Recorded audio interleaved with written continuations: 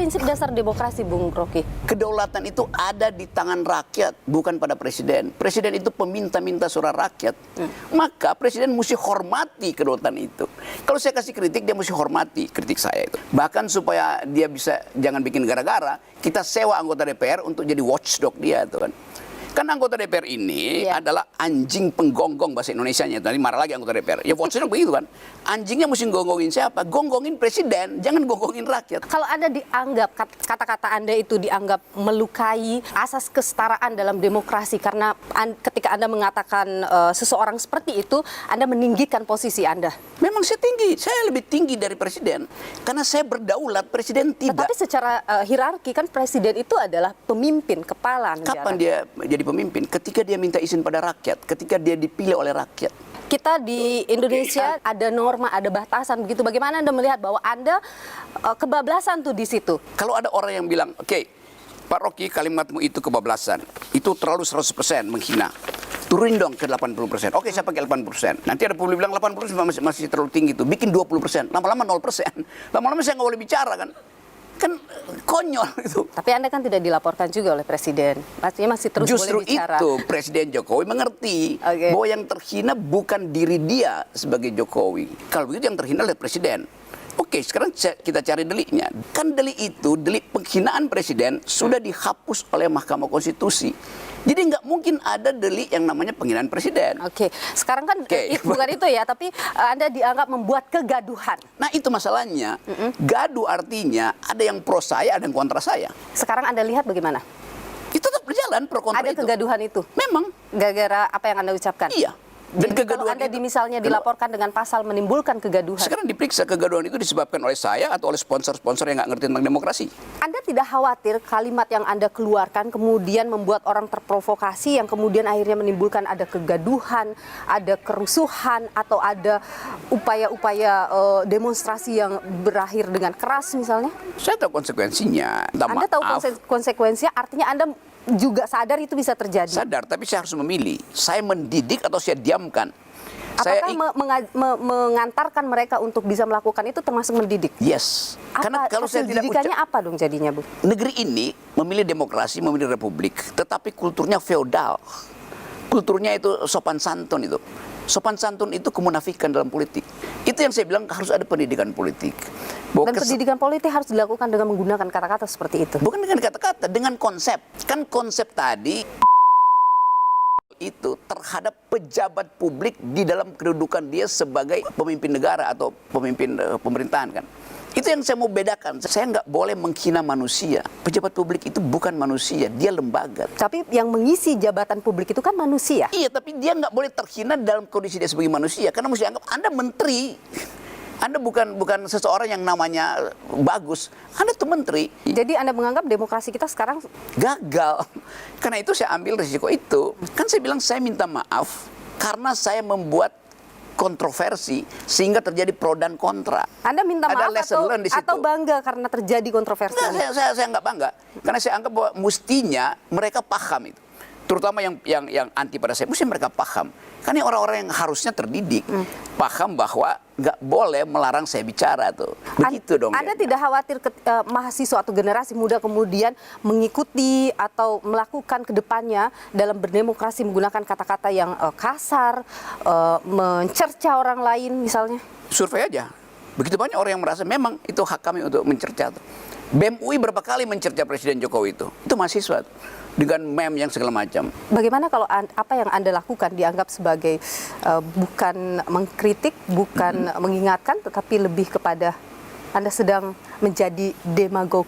Yang saya kritik para demagog justru, I'm doing pedagogi. Saya kasih pedagogi. Demokrasi itu tidak boleh ada asumsi bahwa seseorang harus diselamatkan dari cacian. Enggak begitu. Demokrasi itu membenarkan orang mencaci. Tapi yang dicaci itu adalah jabatan, bukan orang. Anda kan sering ya memberikan kritik pada Presiden selama sangat sering, bukan sering terus-menerus. Ada nggak yang kemudian oleh Pak Presiden ditindaklanjuti kritikan Anda? Ada. Kira-kira kenapa begitu ya? Saya nggak tahu. Kan saya cuma kasih kritik. Kan mereka bilang kasih kritik. Tapi Pak Rocky kasih solusi juga dong. Solusi, saya bayar pajak untuk kalian untuk cari solusi, ngapain cari solusi?